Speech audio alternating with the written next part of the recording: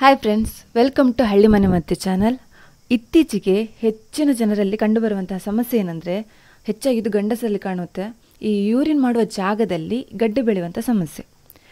ಅಂದರೆ ಈ ಮೂತ್ರ ಹೋಗೋ ಜಾಗದಲ್ಲಿ ಗಡ್ಡೆ ಬೆಳೆಯುತ್ತೆ. ಇದರಿಂದಾಗಿ ಯೂರಿನ್ ಮಾಡಲಿಕ್ಕೆ ತುಂಬ ಕಷ್ಟ ಆಗುತ್ತೆ.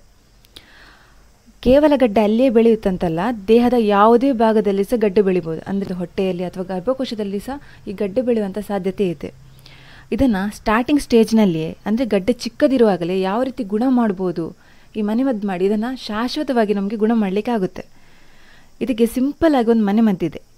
ಈ ಮದ್ದನ್ನು ಮಾಡೋದ್ರಿಂದ ಈ ಮೂತ್ರ ಹೋಗೋ ಜಾಗದಲ್ಲಿ ಆಗುವಂಥ ಗಡ್ಡೆ ಕಂಪ್ಲೀಟಾಗಿ ಗುಣ ಆಗುತ್ತೆ.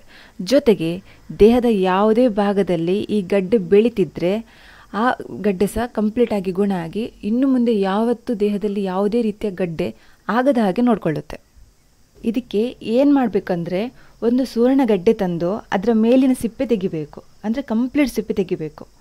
ನಾವು ಸುವರ್ಣ ಗಡ್ಡೆ ಕಟ್ ಮಾಡುವಾಗ ಕೈಗೆ ಸ್ವಲ್ಪ ತೆಂಗಿನ ಎಣ್ಣೆ ಹಚ್ಚೋದು ತುಂಬ ಒಳ್ಳೆಯದು. ಯಾವ ಎಣ್ಣೆ ಸಹ ಆಗ್ಬೋದು. ಈ ಕೈಗೆ ಚೆನ್ನಾಗಿ ಹಚ್ಚಿ ನಂತರ ಕಟ್ ಮಾಡಿ, ಇಲ್ಲದಿದ್ದರೆ ಕೈ ಒಂಥರ ತುರಿಸ್ಲಿಕ್ಕೆ ಸ್ಟಾರ್ಟ್ ಆಗುತ್ತೆ. ಅದಕ್ಕೋಸ್ಕರ ಫಸ್ಟ್ ಕರೆಕ್ಟ್ ಕೈಗೆ ಎಣ್ಣೆ ಹಾಕಿ ನಂತರ ಕಟ್ ಮಾಡಿ, ಫುಲ್ ಸಿಪ್ಪೆ ತೆಗೆದು ನಂತರ ಸ್ಲೈಸ್ ರೀತಿ ಕಟ್ ಮಾಡಬೇಕು. ನಂತರ ಅದನ್ನು ಬಿಸಿಲಿನಲ್ಲಿ ಚೆನ್ನಾಗಿ ಒಣಗಿಸಬೇಕು.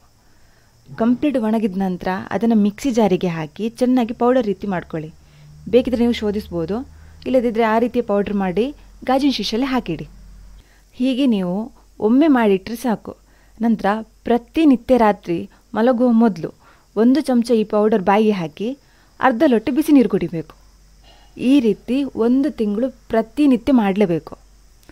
ಈ ರೀತಿ ಮಾಡೋದ್ರಿಂದ ದೇಹದ ಒಳಗಡೆ ಯಾವುದೇ ರೀತಿಯ ಗಡ್ಡೆ ಬೆಳವಣಿಗೆ ಆಗ್ತಿದ್ರೂ ಅದು ಕಂಪ್ಲೀಟಾಗಿ ಗುಣ ಆಗುತ್ತೆ.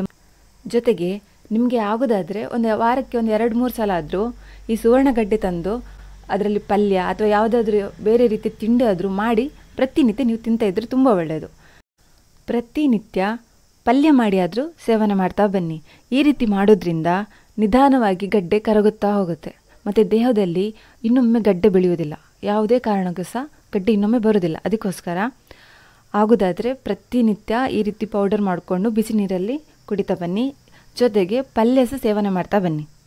ಆದಷ್ಟು ಈ ಮಾಹಿತಿಯನ್ನು ಬೇರೆಯವ್ರ ಜೊತೆ ಶೇರ್ ಮಾಡ್ಕೊಳ್ಳಿ. ಯಾಕಂದರೆ ತುಂಬ ಕಡಿಮೆ ಜನ ಅವರಿಗೆ ಏನಾದರೂ ಸಮಸ್ಯೆ ಆದರೆ ಅವರು ಹೇಳ್ಕೊಳ್ಳುವಂಥದ್ದು. ಅದಕ್ಕೋಸ್ಕರ ವಿಡಿಯೋ ಶೇರ್ ಮಾಡಿ ಬೇರೆಯವರಿಗೆ ಹೆಲ್ಪ್ ಆಗ್ಬೋದು. Thank you friends. ನಿಮಗೆ ಈ ವಿಡಿಯೋ ಇಷ್ಟ ಆಗಿದ್ದರೆ ದಯವಿಟ್ಟು ಲೈಕ್ ಮಾಡಿ, ಶೇರ್ ಮಾಡಿ ಮತ್ತು ನಮ್ಮ ಚಾನಲನ್ನು ಸಬ್ಸ್ಕ್ರೈಬ್ ಮಾಡಿ. Thank you.